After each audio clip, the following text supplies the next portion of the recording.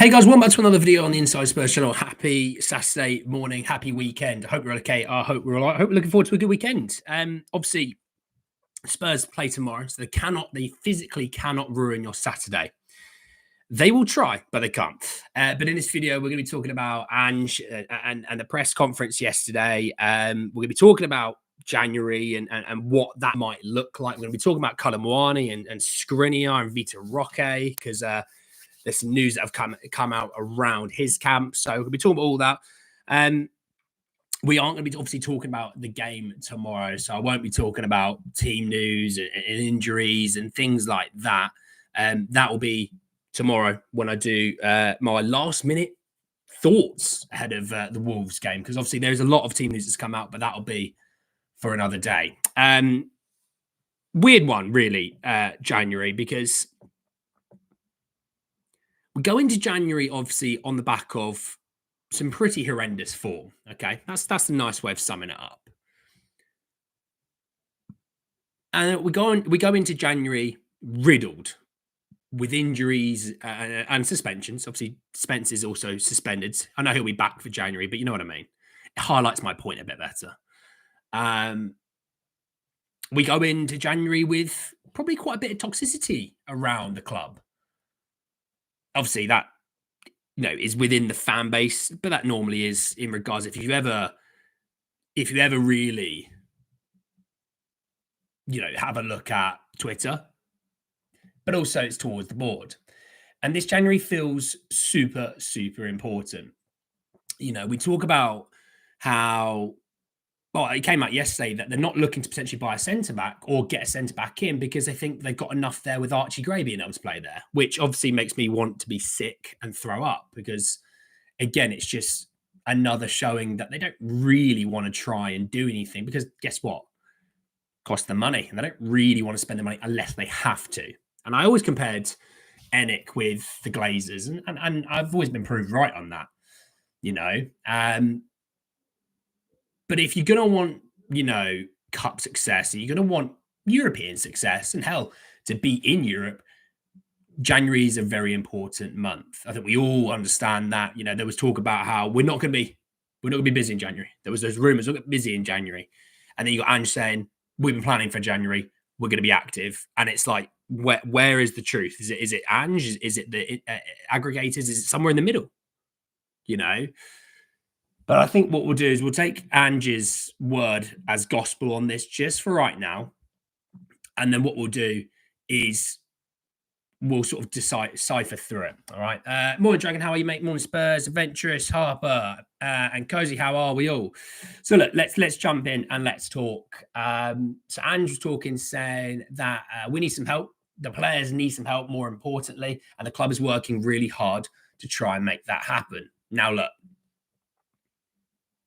Word service is great. I love word service. We all do love word service. If you've ever worked in an office, word service is everything. Let's be real. None of you managers really have offered anything to help you in work. They never have.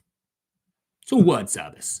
You let me know if you need anything. As soon as you let them know you need something, they're like, yeah, I'm too busy. It's like, so no, then. This is obviously one of those where Ange can't come out and say, look, we need help, but we're probably not going to be that busy because that's obviously just going to annoy the higher ups. And we all know what happens when the higher ups get annoyed. People get sacked. Ask Antonio Conte. Obviously, ask actually loads of other managers. Hell, ask pretty much most managers, most chief execs, sporting directors. Yeah, ask them all.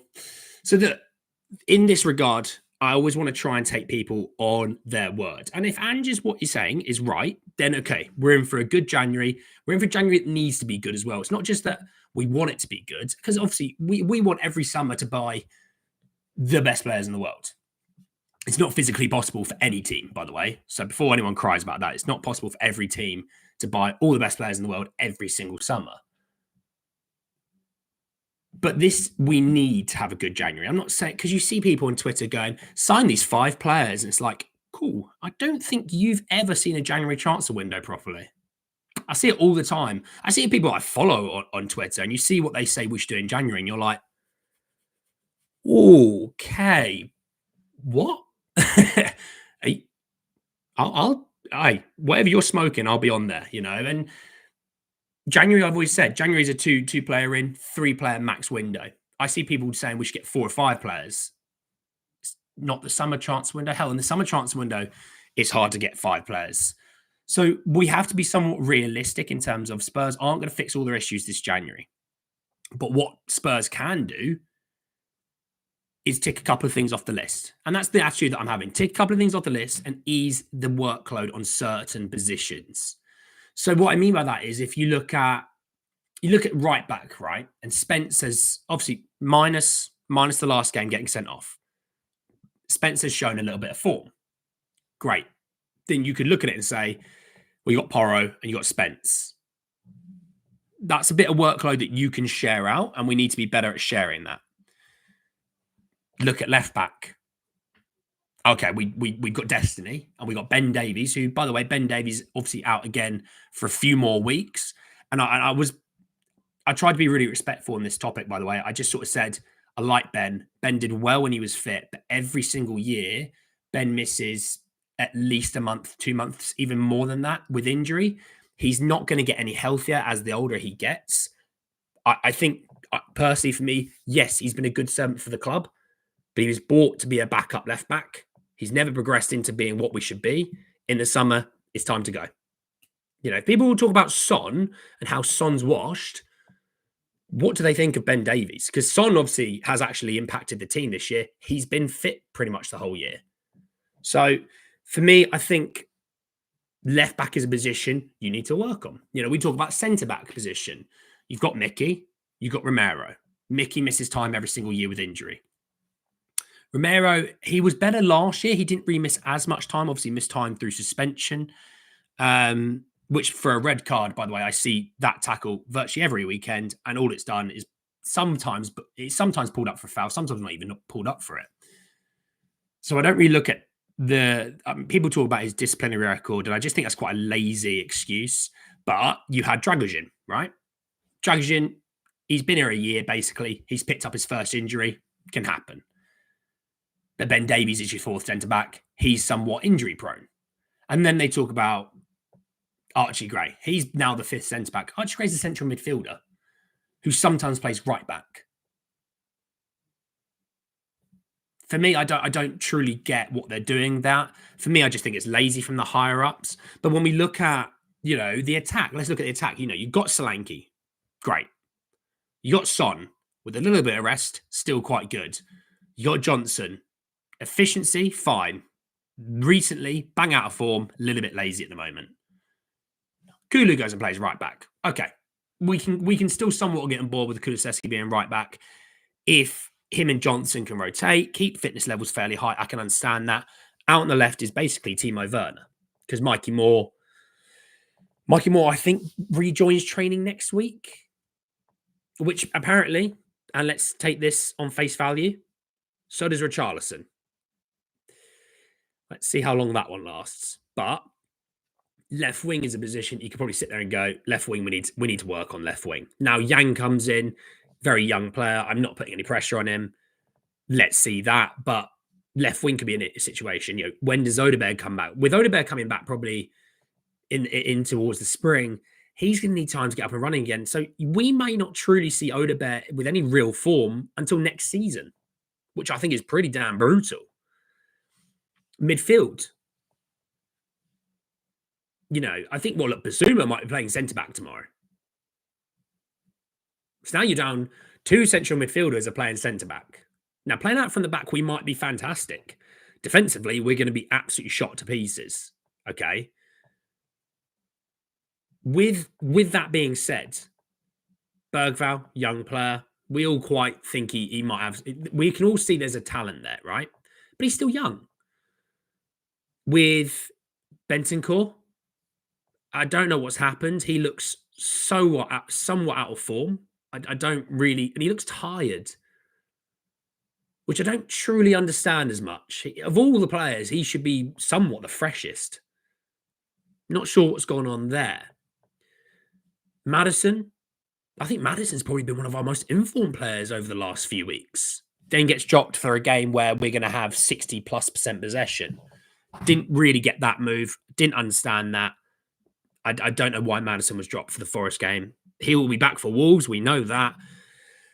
Excuse me.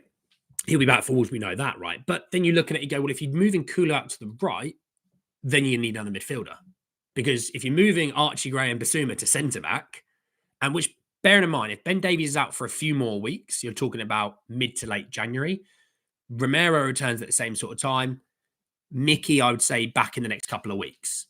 Dragoshin, we don't know if Dragoshin's going to be fit to play tomorrow. It hasn't been said that he's truly ruled out, but he is doubtful, which normally means he's not playing tomorrow. When he returns, you'd probably say it's another few weeks. So again, we'll have all of our centre-backs back, by the way, at the end of January. And if we don't rectify some of those sort of issues, you talk about FA Cup, Tamworth. Now, look, we should beat Tamworth regardless of our injury issues, okay? That's regardless, but just hear me out.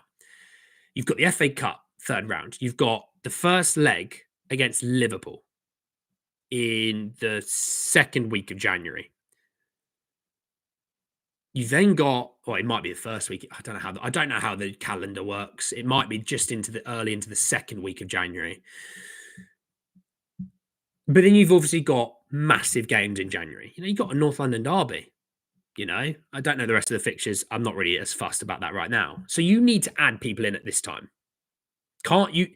That whole idea of, but look at Phillips and Vuskovic. Look at all these guys that we're going to have in the summer. You're just punting on the year then. That's what that's doing. You're telling everyone we're punting on the year. And that's my issue. We need either a left centre-back or left-back, wing and midfielder at least. Then what about goal? They're not adding to goalkeeper, apparently. That'll be a summer situation. Dorrington should get his chance. Ben Score's not playing well. I agree. I don't think Dorrington's going to start, by the way. Basuma won't play centre-back. He's been training there, Caleb. Hey, Petrossi, how are you? I love the journey. Not ideal, but I'm still all in. It's such a refreshing, enigmatic experience. No complaints. We move on, and back end of the season will be a rollercoaster ride. Centre-back, Dorrington and Gray. Frankly, the midfield and wingers are a problem for me as they're all exhausted. I don't think Werner is an option. Well, Werner's missed, obviously, some time recently. So, hey, Baz, mate, how are you? You think be surprised as well? Let's see. Let's talk about then some transfer news, because I wanted to bring in a couple of bits. I want to talk about, first and foremost, Milan Skriniar. Now, not for me personally, but let's just talk about it. So, Erkram Kunor via an exclusive on Court of Side saying that PSG's defender Milan Skriniar is on the radar of several big clubs during the January transfer window. Tottenham see Skriniar as an important defensive support next to Mickey van der Ven or Christian Romero. Newcastle are supposedly going to be interested in because they think Skriniar is a financially viable option. PSG have set a price tag of 35 million euros for the 29-year-old. So look, we're talking 30 million pounds. Okay, we'll bring it back to sterling so we have an idea. And the reason why I, one, don't see this, and two, I don't think, look, Skriniar under Conte, yeah, I'm all for this. Skriniar and Ange doesn't make a ton of sense. Not really great on the ball. He's going to turn 30 in February. He's got a contract until the summer of 2028. And this is another thing. Reason is I bring this in because I Googled, I was like, just to get an idea of how much Skriniar earns per year, right? I saw some saying 100K. Which I don't think is right, because then when you look at everyone else, they are between about 13 to 16 million euros a year, which equates to about 300,000 euros a week. And I was like, well, okay, well, is he playing a lot of minutes at PSG? He's played 381 in 5 games this season. That's across all competitions. And they all came in Ligue 1. So we're only going to do PSG a favour. He's not good enough PSG, right? Evidently. They sign centre-backs every single year because they go, we can't seem to get this right. Now, Marquinhos has been really good. We've said Thiago Silva for a little while, but we haven't got the one since Thiago Silva really left. We had David Luiz for a little while, and that didn't work, That was a mad time. Skriniar turns like a truck. He's not the one. I'm not really a Skriniar fan. Like I said, Skriniar in a back five under Conte or a Mourinho or a Nuno or a Mason, okay, fine. I can get on board with that. But you're talking about Skriniar defending 40 yards worth of space behind him, being able to really knock out from the back. He doesn't really do anything that we want that well. Now he can defend a high ball. I can give him that. But that's all I'll give him. Hey, I don't mate. How are we? Maybe surprised Van de Ven return of Richie cameo of Mickey. Am I asking for much? Not from. Well, Richie and Mickey won't feature against Wolves. Neither, obviously, Van de Ven. Richie and Mickey for the following game, potentially. Van de Ven, I think, is a little while off. Hey, Adiz, mate, how are you? Only at Spurs, every player could be playing out of position and the ball goes, yeah, we're all right. No need for transfers. That hurts. I don't know why I've just laughed at that. That hurts. If Skriniar wasn't rated by Enrique, he isn't good. He cannot pass and cannot run. Yeah, they are returning next week. They're returning next week, Adiz. So, look, for me, doesn't make any sense. Also, he will cost an absolute fortune. You know, people look at £30 million and go, hey, he's a good defender. And he is a good defender, but he is Radu Dragusin, but like 8 years older. You're not going to be able to play Skriniar on the left centre-back area. Good Lord, no. So, as much as we look at Mickey and Kuti and go, love those two. They're great. And with them, when they're fit, we're a good team. And we're a better team than we are right now. We all know that. Skriniar's not fixing those problems. This isn't the play. And I want to bring in the next guy of Kolo Muani because I also don't think Kolo Muani is the play. And you'll see what I mean because Florian Plettenberg has said that Kolo Muani is set to leave PSG during the winter transfer window. Concrete talks with potential teams about a loan deal are ongoing. PSG would like to include an obligation to buy. Follow me here. There's a strong chance he'll move to the Premier League. Liverpool have gathered information, but nothing further has happened yet. Man United are monitoring the situation, but do not expect a transfer in January. Tottenham and Leipzig are interested. So look, you're thinking, okay, so we're looking at Kolo Muani, are we? And I'm like, apparently so. But hold up, because I think this isn't something that we should be looking at. Because, again, looking at Kolo Muani, he's on about 244,000 euros a week, okay? Crazy money. He, this season, has played 14 games. He's featured in 453 minutes of those games, scoring 2 and assisting 1. So a goal contribution every 3 games in Ligue 1 for the team that's the best in Ligue 1. He is, let's have a look at him, sorry. He's 26. He's 26. He's 26, about 3 weeks ago. Contract expires in the summer of 2028. So now I was thinking, well, maybe last year he was having a really good year. Because obviously last year, I mean, they bought him for crazy money, right? Psych. Kolo Muani, 44 games played, 12 goals, 6 assists, 18 goal contributions in Ligue 1, the Champions League, Coupe de France. It includes Bundesliga, DFB Pokal, Conference League qualifiers, and Trophy de Champions. So obviously this features in his time at the Bundesliga as well, okay? 2,235 minutes, 12 goals, 6 assists. Now, when we were linked to him, I was like, I'll have a bit of this. And then he got sold for like 90 million euros. And I was like, oh, probably won't have a bit of that. Probably won't be doing a bit of that. This isn't the move. Because, you know, if they want a loan with an obligation to buy, you're not getting Kolo Muani for like 30 million. They're going to want like 50 million. He's not worth that, you know. He's not worth that. Let's go Branthwaite. He's going to cost an absolute bloody fortune, Branthwaite.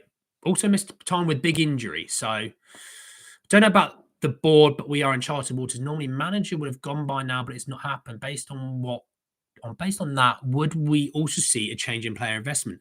Well, look, I wanted to come to a story in a second about Ange. I'll answer that then, Cozy. Who should be targeting? I think before we say who should we target, it's where should we target? I think that's the more of my questions personally.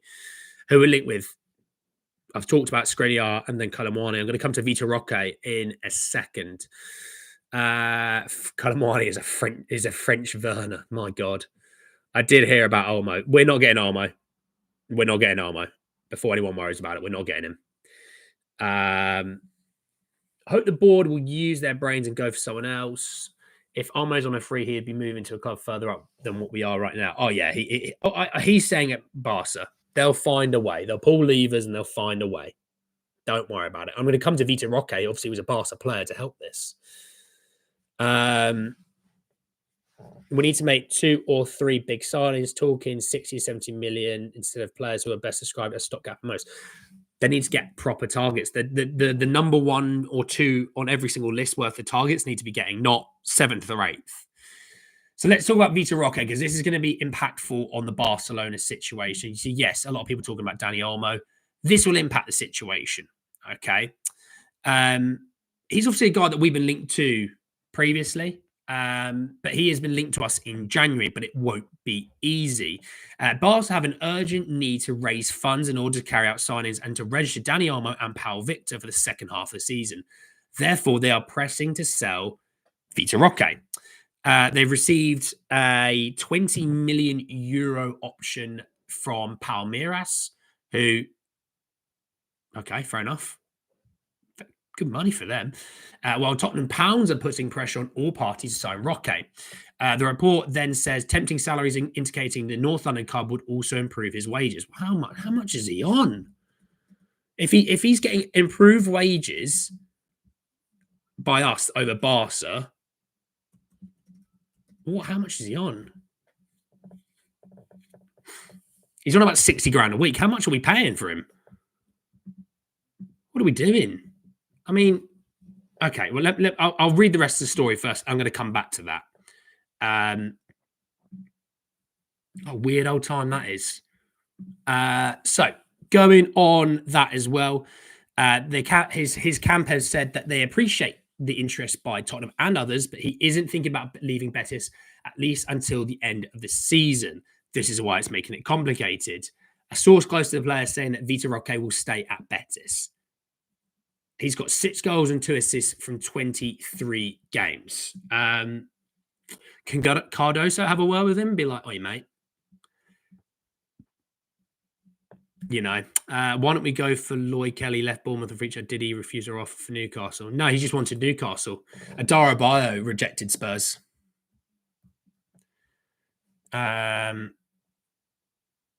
Johan Lang needs to deliver, yeah. Something we know about Lang is that it's rare that players we're linked to are the ones we sign. I think there'll be some surprises. Well, it better not be any more 18 or 19-year-olds. That's all I will say about Johan Lang. And look, Johan Lang obviously gets told by Daniel Levy what we're looking for and working with in terms of ages and things like that. It's not Johan Lang doing that. We all know that. But at some point, someone has to go, Daniel, don't really need to get any more 18-year-olds unless it's an addition to what we need to do now. We need to think about the now because we're kind of struggling. I don't know if you go to all the games pretty much. I don't know if you've been looking at what's down there. Do you see Basuma? He goes, yeah. He goes, right, okay. See Archie Gray? They go, yeah, okay. So you know they're central midfielders. And Daniel Levy goes, I do know that. Archie Gray, I quite like the look of him. You go, oh, good that you like the look of him. They're playing centre-back, Daniel. He'll go, oh, but they look quite good at the moment. It's like, Daniel, shut up, mate, shut up. Just he's like, no, I don't want to hear it. No, shut. He's like, what? And I go, buy a centre back. He's like, well, where's the rest of them? I go, your medical team is breaking these balls. I mean, why is the medical team not doing anything about Ben Davies?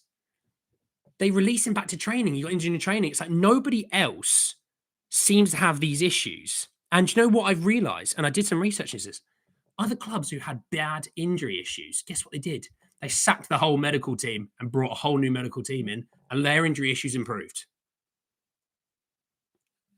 If we replace them already, replace them again, because they clearly aren't any better than they were last year. Hell, they might even be worse. Ugh. But look, Vitor Roque, the guy's a very young player. He's 19 years old. He's 20 at the end of February. He's 20 in 2 months today, exactly, on the 28th of February. I don't think this is the right play. I don't think it's right, but it just feels like Barca need to sell. Ooh, it's like that's not what we should be doing. That's not what we should be doing. You know, enough 18, 19-year-olds people were labeling not good enough. Spurs kindergarten is full. Ange said it himself, which is rare for him to preempt. We need experience this window. Do you know what? Managers, and this isn't just Ange, by the way, managers do this because they obviously, and you do it in your own workplace, right? And I can even bring it down to us average Joes. You'll be sitting there going, we need someone new to come in. We need new colleagues to come in and do this role because we all can't do our jobs as well as this role, right? And let's say you speak to other colleagues, and you know you're a bit of a do, right? Let's say there's a bit of an area do, and other colleagues go, "How's it going?" You go, "Yeah." It's tough at the moment because we've got some illnesses and we've got some long-term sick, and we do actually need, some more colleagues in this area. You can't say it directly to your manager because it looks like a shot to your manager, but your manager will get that feedback back. That a few of you have been saying, I need some more support, but you're not throwing them under the bus. You're not throwing your manager under the bus. And it's the same with Premier League managers and managers in other leagues. You can't directly go to the owner and be like, look, you need to do this, you need to do that. But if you do it to the media, he can't stop that being said. And then you put the ball in his court. Because if he goes out there and buys 3 18-year-olds, he's the issue. It's not you. It's not the club. It'll be the owner. So that's why it's a smart tactical play. Every press conference, you have the ability to be tactical and get something out of it, Players relapsing is fully on the medical team. Part of the problem is if the board don't fully trust Ange, we won't go and buy players to improve the squad. And then we're punting on this season. Then it's on. I mean, look, I have no issues if someone says, I don't like Ange, I don't want him here. I'm not going to tell you how to feel, right? That's your opinion. You're more than entitled to it. It's when people go, we should get Graham Potter. And I go, right, too far. That's too far. I'm not having that. Right? But then they go, Daniel Levy's not a very good owner. Let's sack another manager. There's kind of, you see the issue there? Jazz hands and all that stuff. You're allowing Daniel to get his out. You're letting Daniel to scoop away. Ooh, we're struggling, are we? Oh, they don't like me. Oh, fire the manager. Ooh. Got away with another one. It's like, well, see the issue? Apparently the medical team is contracted, not staff. Not sure if reliable. Not sure if they're good enough. Where do we go from here? Well, we're going to talk about that in a second. Ange hasn't discussed this with the club. Well, no, he would have had conversations. All managers have a conversation, at least the chief executive. They might not have that direct line to the owner because a lot of owners aren't that hands-on. They let people run the club. Daniel's obviously very hands-on. We saw it with we've seen it with Conte and people like that. They used to have regular meetings with Daniel Levy. So Ange will have that conversation. He will have a conversation, or he would have had many. They would have, like I said, they've planned for January. What that plan is, we don't know, but they have planned for January. Potter is a good manager for West Ham. Potter's on the way. Cheap option for Levy. There you go. Feeling social media is developing transparency. Ooh. Do you think Lloyd Kelly is good enough for Spurs? I want to. Doesn't really matter too much now. So why am I saying he's dropping hints to the media to communicate to the higher ups? Because if you put more and more of that message out, the more it should hit home. The more it should come home. And not football, I mean. Because that would have been nice as well in the summer. That was a miserable day. No replacement manager is going to be good for us. Look at Man United. They will tank. Well, I don't know what's going on. I don't know what's going on with Man United. There's games where I look at them and go, God, they're looking all right. And there's games where I look at them and go, they look like two completely different teams. And it's not like they have loads of injury issues. They don't. But he's sort of frozen out Rashford. He's somewhat frozen out Garnacho, but Garnacho might be back in the squad, but they're not sure. But to be fair, Man United probably could do with a clear out. So if this is how they do it and they just sort of punt on the season, but they clear out the deadwood and they re-go again, I could somewhat understand that. But they I think need about 6 windows to get rid of the players they need to get rid of, you know. But look, for us, let's talk about this. So Gary Jacobs saying that Ange Postecoglou retains the support of the club's hierarchy, which is not looking to change the head coach. But there is an understanding that results must improve. And I totally get that. I totally get results have to improve, you know? The results, whether you're Ange in, Ange out, and super in, and super out, the results haven't been good enough. I'm Ange in, the results haven't been good enough. There's been games where I go, like Southampton, for example, I go, oh, look at that. Oh, that was, oh, look at, oh. And then I look at other games and I'm like, oh, how, what, why, that, right?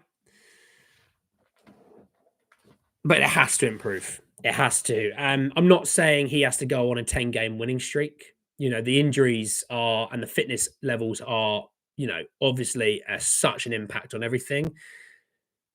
No manager right now is going to do the job that we would hope it would do, but they have to improve somewhat. We have to start picking up more and more points, you know. Man United can't punt the season. I'm not saying they will punt the season. It's just a figure of speech. It's not literal, mate. Amorim has done too much talking, not enough coaching. United are crap, full stop, you know. It's a lot of player power in United. I mean, they leak stuff to the players, leak stuff to the press all the time.